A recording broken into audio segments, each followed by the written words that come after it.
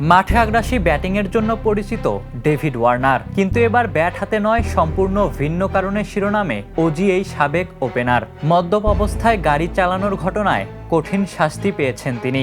জরিমানা দিয়েই পার পাননি তিনি।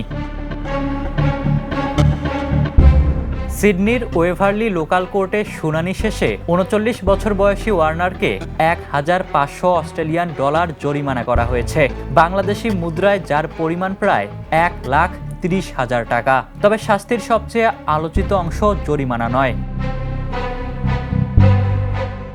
আদালতের নির্দেশে নির্দিষ্ট সময় পর্যন্ত গাড়িতে ইন্টারলক ডিভাইস ব্যবহার করতে হবে তাকে, অর্থাৎ গাড়ি চালুর সময় ডিভাইসে শ্বাস দিয়ে অ্যালকোহল পরীক্ষা দিতে হবে। পরীক্ষায় অ্যালকোহল ধরা পড়লে ইঞ্জিন চালু হবে না। ঘটনাটি ঘটে গত ৫ এপ্রিল।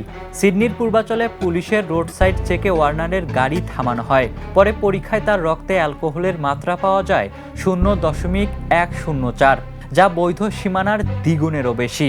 পরে অভিযোগ স্বীকার করেন তিনি। আইনজীবী শাস্তি কমানোর আবেদন করলেও বড় ছাড় মেলেনি। মাঠের বাইরের একটি ভুলের যে মূল্য কত বড়, ওয়ার্নারের শাস্তি তার সবচেয়ে বড় উদাহরণ।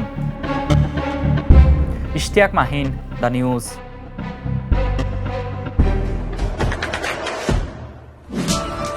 দেশে দেশে সবার সাথে দ্য নিউজ।